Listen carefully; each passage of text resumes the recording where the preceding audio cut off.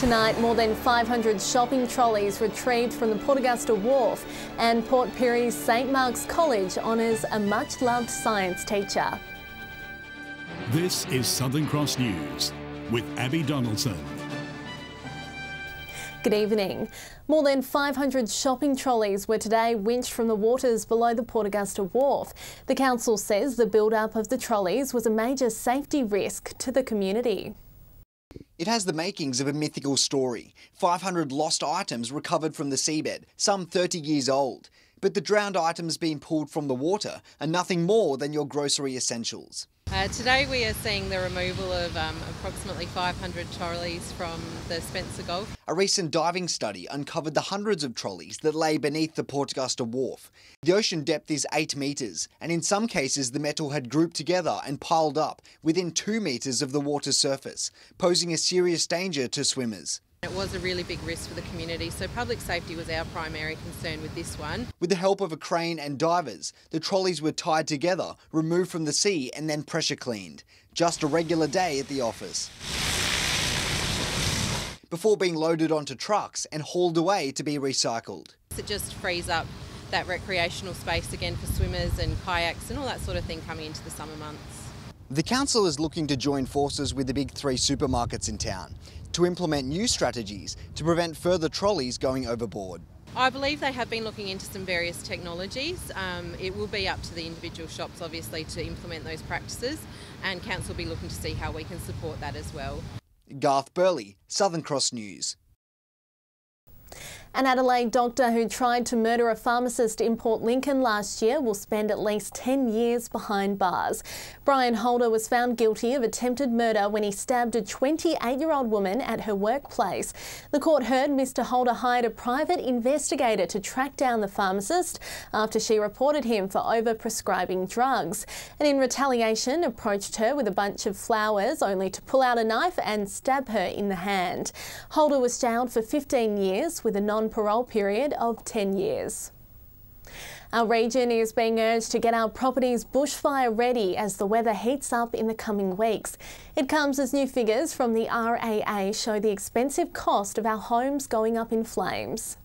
We're in that period where the days start to get longer and warmer, which for many is the perfect time of year. However, that heat also increases the chances of bushfires, especially in areas like the Lower EP and the Flinders Ranges. The RAA is urging us to start thinking about being ready in the event of an emergency. Really urge everybody to have their bushfire survival plan ready and already have made decisions about whether they're going to stay and defend their property or whether they'll leave early. And figures released by the insurer show the impact of bushfires. The RAA estimates they've caused $18 million worth of damage to more than 260 homes across the state since 2013. It's hitting close to home, with some of those instances happening in places on the west coast and the mid-north. Mr Ryan says weather conditions have been a key factor. They're experienced drier winters and warmer springs and are ripe for bushfire conditions. It's the type of conditions we've experienced in 2018. With that in mind, Mr Ryan says residents need to get out in the garden and do those vital chores that'll minimise the risk. Clearing vegetation, mowing grass, removing flammable materials, and also a common one of just keeping your gutters clear. John Hunt, Southern Cross News.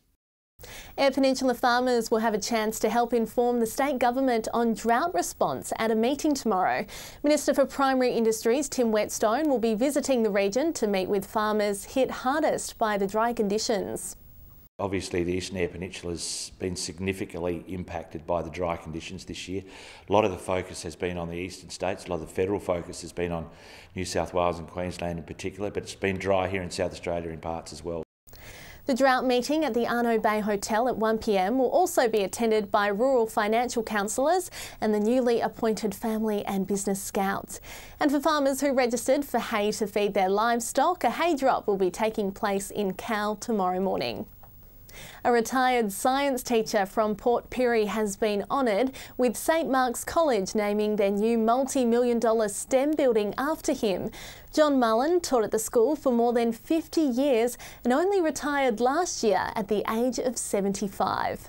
John Mullen has a teaching legacy of half a century, soon to be immortalised with the naming of a $5 million STEM building in his honour, and there's nothing more befitting for a man of science. A teacher that loved his subject, that taught it with stability and consistency, and had this extraordinary impact on generation after generation of young people. The decision to name the building after John was an unexpected surprise. The old science teacher and ex-chemist has devoted his life to educating students on science. Firstly, I was shocked and then honoured and felt very humble. It's a magnificent building, and to have my name attached to it, I'm impressed. For John, nothing beats the feeling of seeing his students excelling in their adult lives. Out of the thousands of students who have come through the classroom, many have moved on to become doctors, lawyers and engineers. And then I look around at some of the blokes that are in trades here and they've done really well for themselves and think, well,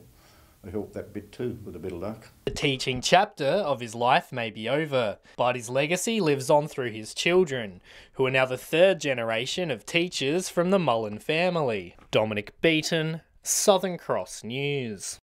Good on you, John. Well, still to come tonight, we meet the artist making a big statement with a new installation at Port Pirie's Northern Festival Centre.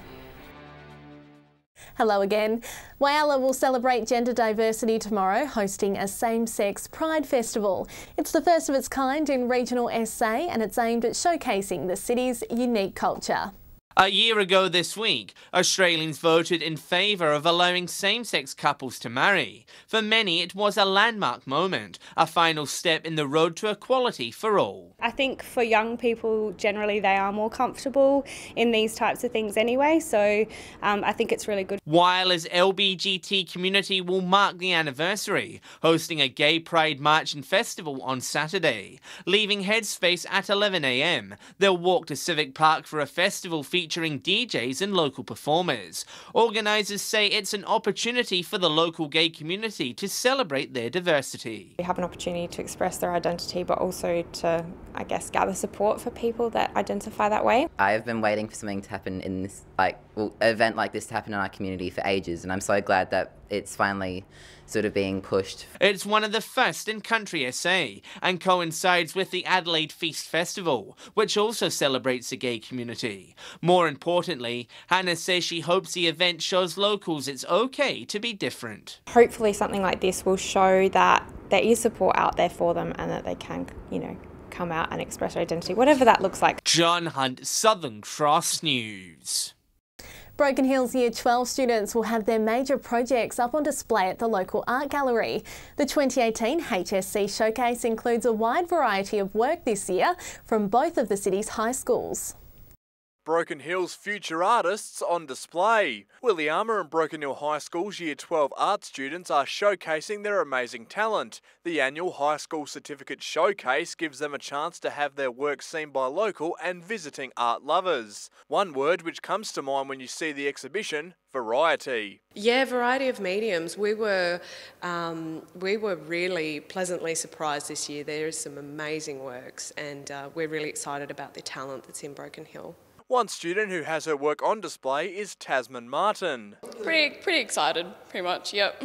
It was a long time spent on it and it's exciting to see it up in the gallery. Really, we've just all spent a really long period of time of it, put in a lot of hard work, and it'd just be really nice for everyone to come down and check it out. The HSC Showcase opens tonight and will run for 2 weeks. The gallery also has 3 more exhibitions that are launching this evening. We've got a touring show from the Art Gallery in New South Wales. It's Mervyn Bishop, the famous photographer, and we've got solo artist James Taylor's got a show about the water situation in Menindee, and as well as that we have the Williama Art Society have a show opening tonight as well. Patrick Reinke, Southern Cross News.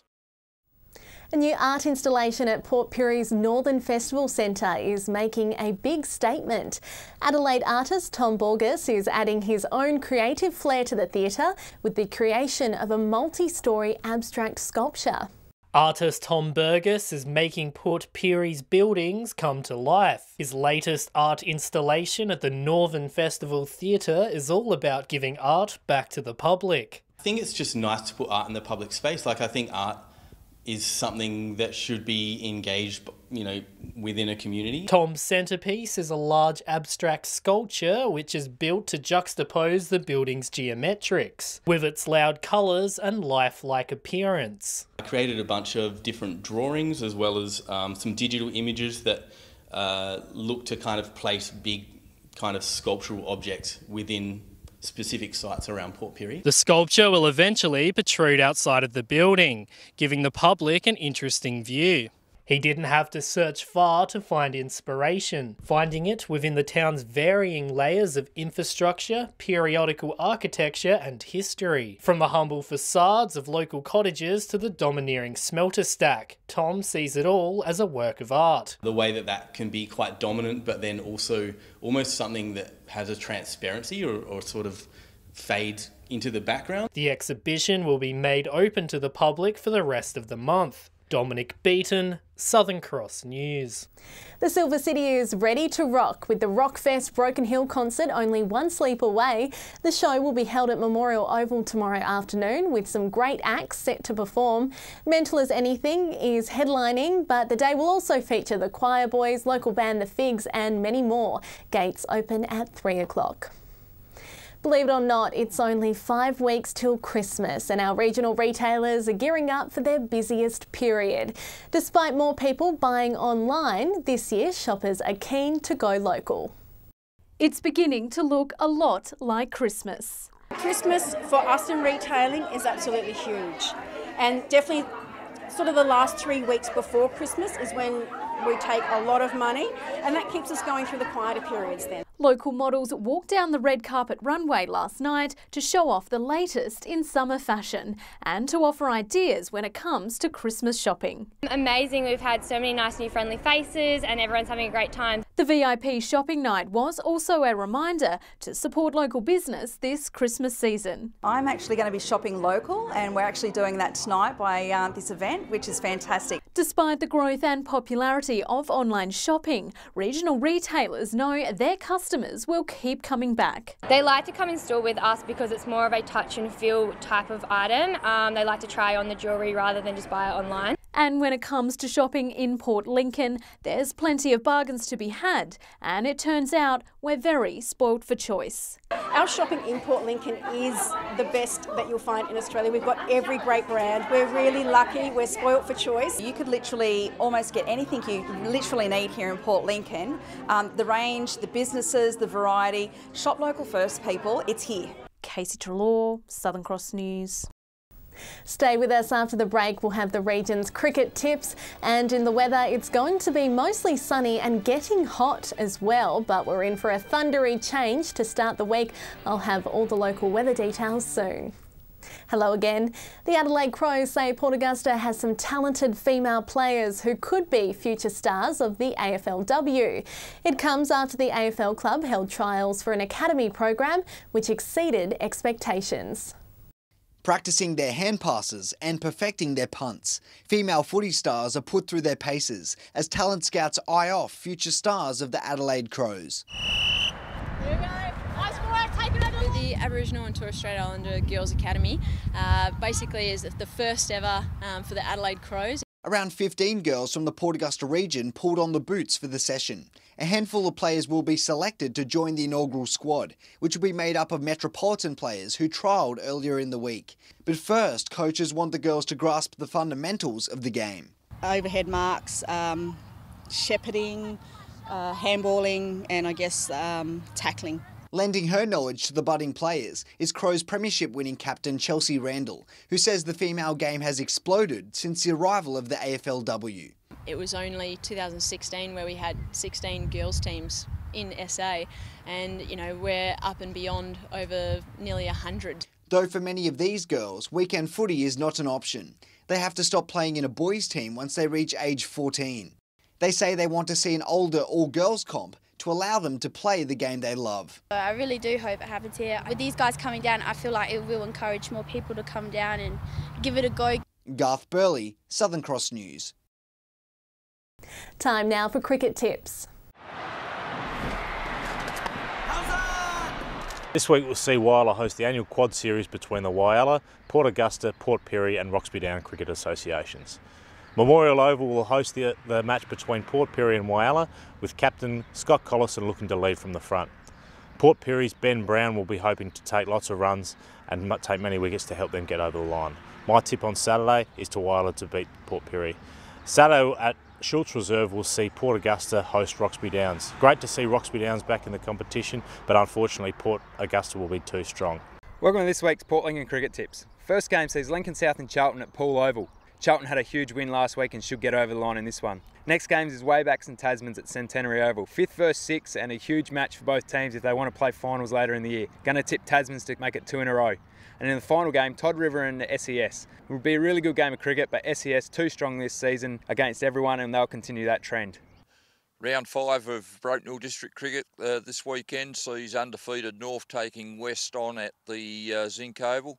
Bit of a worry for West. I think it's very hard to see them causing an upset against North. In the other game, South take on Central, who are yet to record points for the season. Central batsmen have got to come good at some stage. They've been struggling for runs. This could be the game. I'm tipping Central to get up in a very close encounter.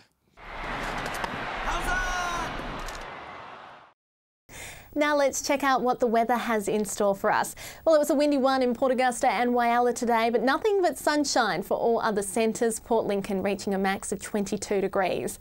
On the satellite, patchy low cloud over southeastern SA in southerly winds is not bringing any rain, and skies are mostly clear elsewhere in the state due to a dominant high pressure system. A sea breeze on the waters tomorrow between 15 and 20 knots, seas reaching 2 metres, and sunrise will be at 6:07. And gorgeous sunny skies forecast for your Saturday, warming up to tomorrow, Port Augusta and Port Pirie reaching a top of 31. To the 4-day forecast now, and temps will jump back up into the 30s for all centres. Port Lincoln mostly fine and 30 the top for Sunday and Monday. We could see the odd drizzle in some centres on Monday and Tuesday as well. Woodner hot and 37 on Sunday before it cools back down for Tuesday. The chance of some stormy weather there. Gorgeous conditions tomorrow, warming up on Sunday as well. Port Augusta heading for a hot 37, even warmer on Monday, 39 for Port Augusta, 36 in Whyalla. Possible light showers forecast for all centres, and temps dropping down dramatically for Tuesday, looking like a dreary day all round. Again, getting warmer over the coming days. Port Pirie reaching 37 by Sunday. Port Pirie and Clare could see some scattered showers on Monday, and hot in Broken Hill to start the working week, 35 there. And again, cloudy and storms forecast for Port Pirie and Clare on Tuesday as it cools down by 13 degrees.